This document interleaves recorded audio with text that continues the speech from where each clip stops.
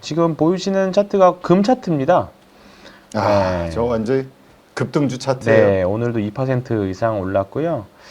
딱 제가 좋아하는 차트인데 너무 원자재라서 소홀했던 것 같습니다. 예, 딱 11선 타고 정확히 기회 몇 번 안 주고 올라가는 그런 그림인데 추세 추종으로 참 하기 참 좋았는데 금은 조금 뭔가 안전자산에 대한 선호잖아요. 그렇죠. 그렇다 보니까 근데 이번에는 어떻게 보면 주식이 너무 좋은데 금까지도 좋아버리니까 뭐 사실 좀 대응하기가 쉽지 않았다. 근데 금 같은 경우에는 연금 자산이나 뭐 그냥 적금하듯이 모으시는 분들이 있거든요. 근데 제 친구도 한 10년 전부터 금을 계속 모았는데 야, 그래도 금 요즘에 좋겠다 그랬더니 연초에 다 차 사느라 다 팔았다고 그 말을 하더라고. 그래서 아, 이게 먹을 사람도 복이 따로 있나 그 생각도 들었는데 일단은 금이 좋다 보니까 이게 시장의 유동성이 이쪽으로 좀 쏠리는 그런 경향도 좀 있는 것 같아요. 이제 좀 보시면 아시겠지만 11선에서 잘 얌전히 가다가 최근에 보면 뭔가 이격이 확 벌어졌거든요. 네. 예, 이격이 좀 벌어져서 좀 차익 실현이 좀 나올 때는 좀 되지 않나 싶습니다. 보시면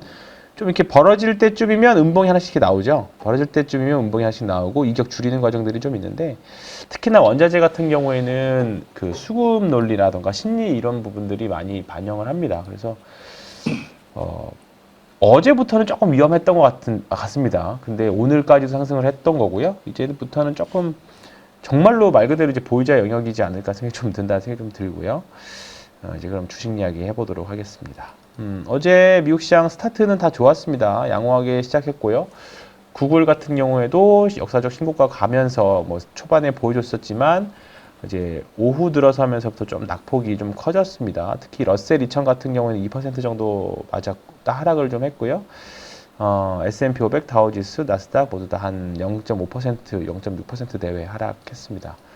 네, 점심 미국 시간으로 11시 반, 12시 경으로부터 좀 줄줄줄 흘러내리는 부분들이 좀 있었는데요. 뭐 이유는 뭐 아시는 분들도 있으시겠지만 이제 지방은행에서 대출과 관련된 부실 때문에 그런 뉴스가 나오면서 좀 빠졌습니다. 그 이야기는 조금 더 뒤에 나누도록 하겠고요. 금리도 덕분에 같이 인하 확률이 더 확대가 되면서 확 빠졌습니다. 그래서 2년물 같은 10년물이 드디어 4% 이하로 내려왔고요. 그리고 이제 30년물, 2년물 모두 다 하락하는 그런 모습이었습니다. 2년물이 2% 이상 하락하면서 3.4로 마무리가 됐습니다. 총 상위 종목인데요. 이렇게 보시기 편하죠. 총 상위 종목인데 오라클 정도만 3% 정도 올랐고요. 엔비디아, 마이크로소프트, 뭐 대형주들은 오히려 서로 약간 혼조세 보이는 그런 모습이었습니다. 릴리 같은 경우에는 장 마감하고 대표님이 알려주시는데 릴리 같은 경우에는 정규장에는 별 무리 없었습니다. 근데 트럼프 대통령이 이제 비만약 약가를 좀 낮추겠다라는 코멘트가 나오면서 시간 외에서 한 5% 정도 하락하는 그런 모습을 좀 보여주고 있습니다. 오늘 우리나라 비만약이 이미 조정을 많이 받았거든요. 사실 우리나라 섹터들은 펩트론도 그렇고 올릭스, D&D 파마텍 이런 부분들이 이미 조정을 많이 받았기 때문에 오늘 어떻게 반영할지는 모르겠습니다만 일단은 미국 바이오주들은 약간 뭐 비만 치료제 빼고 나면 사실 뭐 혼조세기는 합니다. 근데 일단은 릴리나 뭐 다른 비만 약들은 조금 조정받은 그런 모습이었다 보시면 되겠고요. 예, 엔비디아가 썩 좋은 요게 엔비디아 차트가 옛날 차트 같네요. 보니까 엔비디아 봐볼게요. 예, 네, 그렇죠. 엔비디아가 보면 이게 장 마감하고 약간 뭐 우리나라 키움증권 차트에는 조금 이렇게 작은 호가에도 좀 이런 꼬리들이 좀 많이 달리더라고요. 잘 보시면 되는데 오늘 장 마감하고 나면 이따 8시 지나고 나면 다시 정상으로 돌아옵니다. 일단은 11선을 이틀 연속 회복하지는 못했습니다. 일단은 혼조세로 들어가는 양상이고요. 뭐 실적 이슈도 있고 AI 버블은 아직은 아닌 것 같다라는 의견들이 아직은 지배적이기 때문에 뭐 주가는 가지는 않더라도 일단은 조금 횡보세로 들어가는 거 아닌가 생각이 좀 듭니다. 다만 뭐 대표님께서 말씀하셨던 것처럼 지금 필라델피아 반도체 지수는 계속 잘 가고 있습니다. 다시 신고가 근처까지 온 상황이라서 우리나라 오늘 국내 주식에는 뭐 종목에 따라서는 조금 혼조세에 다르긴 해요. 어제도 그랬죠. 어제도 삼성전자, 하이닉스만 올랐지 소부장들은 사실 별로 좋은 모습은 아니었죠. 오늘 아침에 나온 리포트 봤더니요. 코스피 200이 9월 이후에 한 20% 정도 올랐거든요. 근데 코스피 200에 포함된 200개 종목 중에서 같은 기간 동안 그 정도 코스피 200 지수를 따라간 상승은 17개 정도. 얼마 안 되죠. 10분의 1 정도밖에 안 됩니다. 나머지 심지어 그 기간 동안 마이너스 수익률을 기록한 거는 87개 정도 된다라고 합니다. 그러니까 지금 벤치마크를 따라가기가 삼성전자와 하이닉스의 비중을 진짜 높이 놓지 않는 이상 시장이 삼성전자 하이닉스가 합쳐서 30% 정도 내외 되니까 삼성전자 하이닉스와 반도체 친구들을 한 포트의 절반 이상 따라 놓지 않으면 시장을 이기기가 어려운 상황이라는 거죠. 그렇기 때문에 지금 시장을 뭐 삼성전자 100%, 하이닉스 100%뭐 이렇게 하지 않고서는 사실 시장을 내가 정말 잘한다. 단기 매매하는 분들 제외하고 그렇게 하기에는 좀 시장 따라하기가 어렵습니다. 특히나 어제 같은 날은 아마 포모가 많이 왔을 겁니다. 하이닉스 같은 경우에는 뭐 6%씩도 올랐고 하니까. 그러니까. 네. 야, 진짜 어제 아니 근데 어제 하이닉스만이 아니죠. 뭐 네. 잊혀진 뭐 10몇 프로씩 오른 것들이 뭐 네, 대형 그렇죠. 종목들에서 허다하게 나왔어요. 네, 어제는 조금 뭐 특별한 이슈가 있긴 했습니다만 뭐 하이닉스 같은 경우에는 그 콩콩에 레버리지 상장했다라는 말씀드렸는데 뭐 CSOP였죠? 이게 나오려나 모르겠네요. 여기는 아직은 안 나오는 것 같습니다. 여기 있네요. 네, 하이닉스 레버리지입니다. 어제 요게 어제 장중에 좀 많이 올랐었어요. 그렇다 보니까 60분봉 보면 시장 시초가보다 보면 대략적으로 네, 한 15% 올랐죠. 그러니까 하이닉스 본주보다 더 많이 올랐다가 좀 빠졌습니다. 막판에. 그래서 이런 부분들이 어제 하이닉스 레버리지를 사고 이 운용사에서는 하이닉스를 사고 그 과정을 계속 반복하다 보니까 어제 하이닉스 쪽으로 좀 수급이 몰렸던 그런 경향들이 좀 있는 것 같아요. 그래서 어제 아마 우리나라 국내 투자자들 하이닉스 상승률도 만족 못 하시는 분, 어차피 하이닉스 올라갈 거라면 2배 해야지 라고 했던 분들이 아마 하이닉스 레버리지를 많이 하시지 않았을까 그 생각이 좀 많이 듭니다. 그래서 하이닉스는 어쨌든 근데 오늘도 반도체 지수가 올랐기 때문에 오늘은 상대적으로 소부장들이 좀 좋았으면 저는 개인적으로 하는 생각입니다. 뭐 삼성전자, 하이닉스 일단은 좋은 흐름 계속 양호하게 반도체 섹터는 이어가고 있다라는 거고요. 네, 엔비디아 그렇고 어제 미국 시장 보면 종목별로 많이 좀 갈렸습니다. 빨간색이 좀 더 많이 보이시죠? 여기 작은 종목일수록 빨간색이 더 많이 보이실 거예요. 그래서 어제는 중소형주 주식들이 조금은 안 좋은 모습을 좀 보였다. 여기 마이크론 4.7% 올라면서 이 부분이 어제 필라델피아 반도체 지수를 버티게 하는 요인 아니었나 이렇게 생각합니다. 인텔이 한 1점대 하락했지만 그런 모습 보여줬습니다.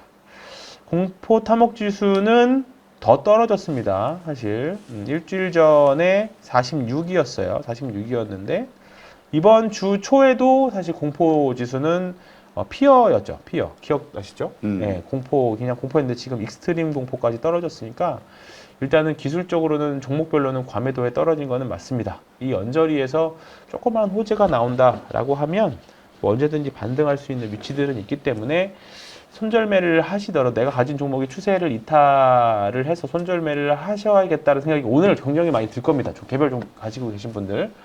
근데 거기서보다는 조금은 반등 나오면 손실을 줄인 상태에서 손절매 할 수 있지 않을까 그렇게는 일단 생각하고 있습니다. 유럽 증시는 뭐 미국 시장 반영되기 전에 끝났기 때문에 그래서 약간 양호하게 끝났죠. 네. 빅스 지수가 20% 정도 올랐고요. 그 다음에 한국 지수는야 뭐 어제 걸 반영한 거기 때문에 큰 의미가 없을 것 같고요. 반도체 속수가 역시나 좀 많이 올랐고 야간 선물이 0.1%밖에 빠지진 않았습니다. 큰 의미는 없을 것 같다는 생각이 들고요. 원달러 환율도 좀 안정되는 점점 좀 빠지는 모습이죠. 반도체 말씀드렸고요. 네. 오늘 내용 좀 말씀드리면 3대 지수가 상승 출발했습니다. 저도 10시 반, 11시 보면서 괜찮네 라는 생각이 좀 들었는데 12시 넘어서면서부터 좀 빠졌죠. 부실 채권에 대한 우려로 은행주가 하락했다라는 건데요. 투자은행 제프리스 CNBC가 보도를 했죠. 예, 미국 지역은행 몇 개 더 지역은행 있습니다. 제프리스의 주가가 월스트리트 부실 대출에 때문에 이제 우려가 우려져서 폭락을 했다인데요. 어제 제프리스는 아마 막 투자 의견 제시할 때 많이들 보셨을 건데 은행이면서 투자은행이기도 하죠. JF 제프리스 파이낸스 그룹 보면 기존보다 사실 좋지는 않았어요. 뭐 다들 뭐 시장에서는 많이들 알았었나 봐요. 이미 주가는 추세를 이미 여기서부터 깨고 내려오기 시작했었고요. 어제 거의 10%가량 하락을 하면서 마무리가 됐습니다. 그거 외에 이제 부실 대출이 좀 나왔는데 재작년인가요? 그 미국 SVB 예, 그 은행 실리콘밸리 뱅크가 있었죠. 그 사태 이후에 조용하다가 다시 좀 담보대 그 이제 좀 주가들이 많이 빠졌어요. 근데 이 이슈가 올해 5월 달에 좀 있긴 했었는데 그때와 지금 다른 점은 뭐냐면 금리가 더 빠졌어요. 오히려 그때는 막 금리 급등하고 그랬었는데 지금은 이런 부실 대출이 나왔음에도 불구하고 금리는 오히려 더 밑으로 하락했다라는 점입니다. 그때와 지금 다른 점이라면 다른 점입니다. 그래서 시장에서는 개별 이슈로 아직까지는 보는 것 같은데 이게 확장될지 그다음에 더 예전에 실리콘밸리 은행처럼 더 확산이 될지 사실 실리콘밸리 은행 이슈도 금세 마무리되긴 했잖아요. 그렇지. 근데 그때는 진짜 위급한 상황이어가지고. 네. 그리고 위급한 상황이기도 했지만 생각보다 시장에서 마무리가 빨리 됐었고 그리고 이번에도 사실 어느 정도 뭐 예방주사를 맞은 상태에서 오래전이지만 예방주사를 맞은 상태에서 또 나왔던 거라서 좀 단발적인 이슈였던 것 같다라는 생각이 일단 듭니다. 근데 어제 중소형주들이 파편들을 맞기는 맞았는데 뭐 그동안 사실 중소형주들이 지수 말고 중소형주들은 뭐 급등한 종목들이 많이 있었죠. 뭐 리게팅이라던가 좀 볼까요? 개별주들 보면 어제 보면 제가 레버리지 묶어놓은 관심 종목들을 보면 전부 다 파란색이 엄청 크죠.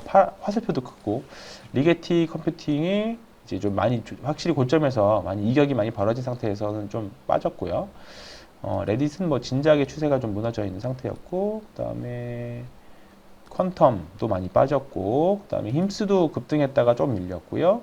뭐 스트레티지도 많이 밀렸고 그래서 저는 이런 패턴들 보시면 결과론이지만 저는 11선이 좀 이탈한다 싶으시면 저는 매도하고 다시 올라오면 다시 사는 게 맞다라고 봐요. 이런 종목들을 잘못하면 이런 개별주들 사실 너무 좀 물려버리면 어떻게 할지도 사실 모르거든요. 이런 종목들. 뭐 종목을 보시라는 게 아니라 패턴을 좀 보셨으면 좋겠습니다. 그러니까 여기서 무너졌다가 올라오면 이런 데서 다시 사시는 게 낫지. 만약에 이런 데서 무너졌다가 또 기다리면 올라오겠지라는 것 때문에 버티면 이렇게 올라오면 다행인데 안 올라왔을 경우에 타격이 너무 커요.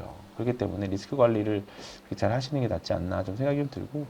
근데 뭐 몇몇 급등했던 종목들 소형주들 외에는 어제 뭐 그래도 뭐 아직까지는 추세를 잘 버티는 종목들이 많이 있습니다. 오클로 같은 경우에도 아직까지는 추세 상단이기 때문에 또 이제 5일선에서 10일선 사이에 잘 매매해서 반등 주면 좋고 아니면 손절매로 잘라버리면 좋은 위치까지 또 떨어졌습니다. 손익뼈도 좋은 지점이 왔기 때문에 그런 종목들도 잘 보시면 좋겠다 생각이 좀 들고요. 네, 그래서 그것 때문에 폭락했다. 어제는 시장 그것 때문에 중소형 지수들이 좀 많이 빠졌다.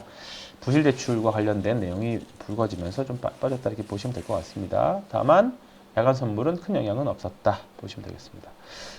앞서 말씀드렸던 것처럼 금, 은 등 귀금속 계속 강세고요. 채권 가치 하락하고 그 다음에 인플레이션 심화 우려 때문에 그리고 또 중앙은행들이 금을 매수 계속 하고 있다는 것 때문에 금은 계속적으로 상승하고 있다 보시면 되겠고요.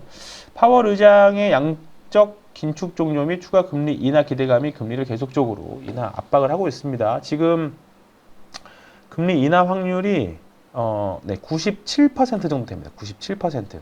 지금이 4에서 4.25인데요. 3.74%로 4%로 또 이번에도 10월 29일에 25bp 인하 확률이 거의 97%로 보는 것 같습니다. 이제는 뭐 의견의 여지가 없는 것 같고요. 나머지 의견도 3.2%도 50bp예요. 뭐 미란 이사가 계속 밀고 있는 50bp이기 때문에 뭐 25bp가 됐든 50bp가 됐든 일단 금리 인하 확률은 아직까지는 거의 100%로 나오고 있는 상황입니다. 그래서 보시면 되겠고요. 예, 요 제프리스 파이낸스 보시면 되겠고.